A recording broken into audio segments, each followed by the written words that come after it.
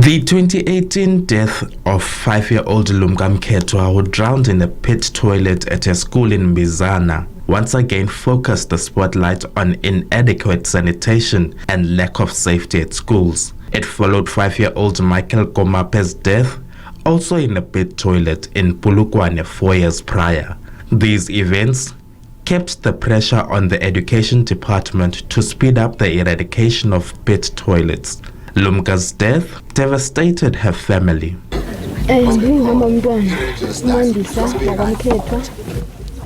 I was hurt to lose my daughter the way I did while I had sent her to school, but I'm glad I was able to bury her like other parents. 5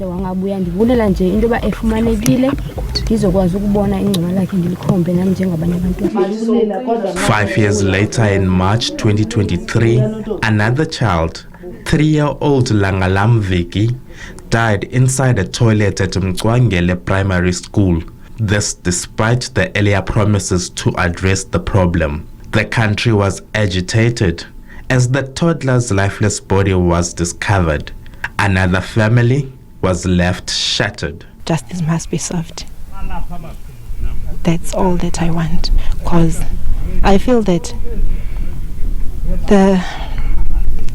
like education have failed our children because of the toilets. There's other schools don't have the toilet pits, and it's 2023. And also that I want to say is that a grade R child shouldn't go alone to the toilets. The continued use of mud school structures, dilapidated infrastructure, and overcrowding negatively impacts education.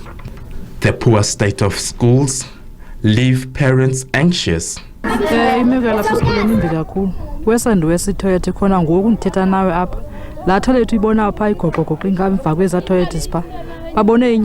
is happening at our school does not sit well with me.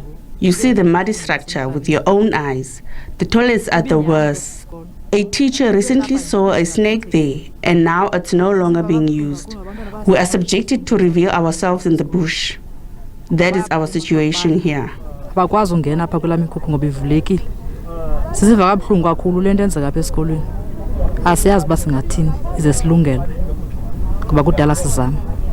more still needs to be done, observers acknowledge efforts to improve schooling across the province.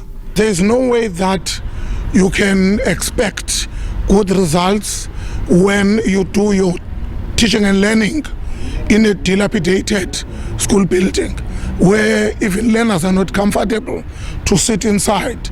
On rainy and windy days, learners are not even sitting relaxed because they are waiting for the building to collapse. But to be honest, there is a bit of an improvement.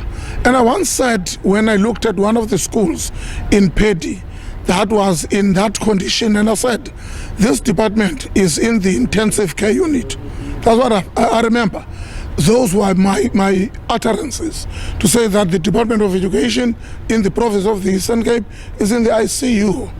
But now we are seeing that bit of improvement where we are seeing beautiful schools, not only in urban areas, I'm talking rural areas. Over the past 5 years, the Eastern Cape government has built 98 schools, with the number expected to rise as more schools are completed. The department has also promised to eradicate pit toilets in schools by the end of this year.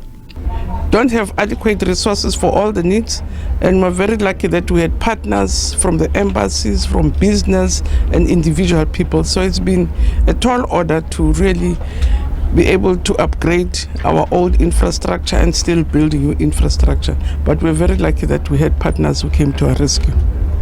Out of 10? It's difficult to count, because I could say 10 over 10, because we did all we possibly could do.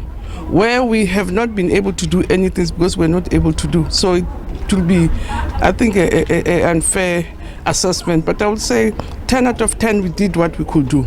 Another challenge is the insufficient provision of school transport for qualifying learners. More than 40,000 learners are affected by the lack of scholar transport, denying them consistent and effective learning. The problem was recently exacerbated by the non-payment of service providers. whose protest left learners stranded. The actual blind spot is that we don't have luxury of time as education. A minute is 1 million rands in education for kids not to be there. Because for us, our success is on teacher-learner contact time. It's not a miracle. You have to be there. You have to make sure that kids are there. You have to make sure that resources are there. So once you bring kids and teachers are not there, that ecosystem is not going to work. Vandalism puts additional pressure on the education system. Numerous efforts, including a province-wide fencing program to protect infrastructure, are not yielding the desired results. Schools in the Nelson Mandela Bay and Buffalo City metros are particularly hard hit by criminals. Since 2018, they've been reporting these cases of vandalism, but with no response or positive response at all. That's just an ignorance or arrogance, or if I may say, from the side of the department. I don't know if they don't take serious the schools in townships or rural areas, I don't know. I can assure you that we are working together with the Department of Education and ward councillors in Buffalo City, where at times we offer some of our EPWP people to come and assist schools in terms of offering security services during the night, but also with the South African Police Service, the community police forums that we've established in with Major Brigadier, right, that was just confirmed by the Minister. So we're working together. This is an effort that needs all of us. There's a glimmer of hope as the work the department has been plowing in to improve its matric pass rate is paying dividends.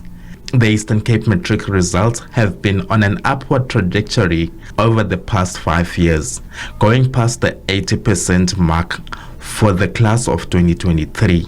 The province has set its sights on achieving an 85% pass rate this year. Abongile Yankees, SABC News, East London.